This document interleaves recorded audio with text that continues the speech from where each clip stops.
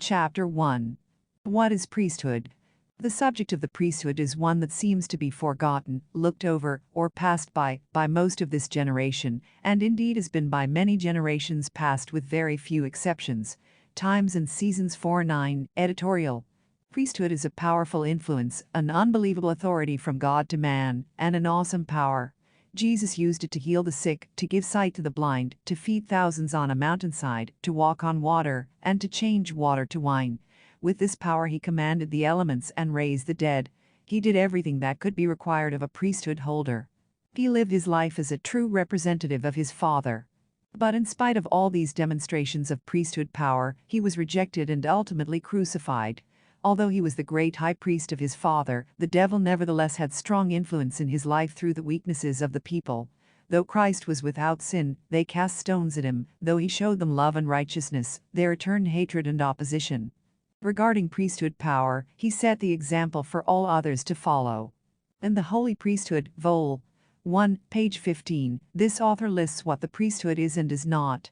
By way of review, these two lists are included here, since a common understanding of priesthood is essential before reading this book. Priesthood is 1. Invisible, godlike power. 2. Power to act in the name of God. 3. Perfect system of government. 4. Authority to officiate in ordinances. 5. Government of God on earth or in heaven. 6. A means of teaching and administering the laws of God. 7. A vehicle of giving service to others. 8. A tremendous responsibility, an onerous duty. 9. Power to build up the kingdom of God. 10. The law by which worlds are created. 11. Controlled only on the principles of righteousness. 12. The greatest power and authority on earth, with Christ as the file leader. Priesthood is not 1. Dominion, control, or power over others. 2. A means of giving orders without free agency. 3. Title, position and wealth for personal benefit. 4. Men following men and trusting in the arm of flesh. 5. Becoming one with Babylon. 6. Incorporating with the state and nation. 7. Obeying man's law in preference to God's law. It seems that the more one studies the subject of priesthood, the more questions arise, such as 1. Does the priesthood serve the church or does the church serve the priesthood? 2. Which has the right and power to control the other? 3. When a man is excommunicated for sin, does he lose the priesthood then or when he sinned? Note: the terms priesthood and church mentioned here refer to the Holy Melchizedek priesthood and to the LDS Church. 4. Can priesthood exist outside the church? 5. Can priesthood function and ordinance work outside of church jurisdiction? 6. Can the church operate without priesthood? 7. How and when does a church lose priesthood? 8. What is the mission of the church? 9. What is the mission of the priesthood? 10. Is there a difference between the gospel of the kingdom, the gospel of the church, and the gospel of the priesthood? 11. If the church compromises or rejects eternal doctrines and beliefs because of persecution, does that affect their priesthood? 12. Is priesthood confined to race?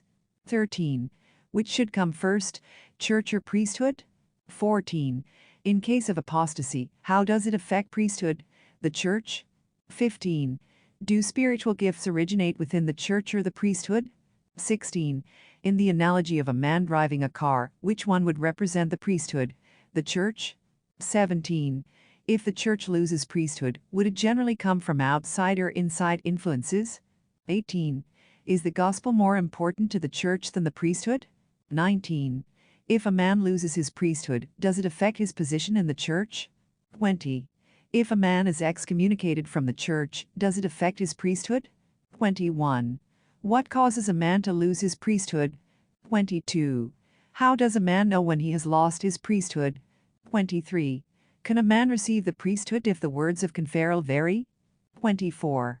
When is it evident that the church has priesthood? 25. When is it evident that the church has lost priesthood? 26. When spiritual gifts and powers are evident, are they fruits of the church, the priesthood, or the gospel?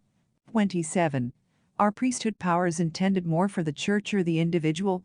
28. Of the 11+ million Mormons, who are the few that are the chosen?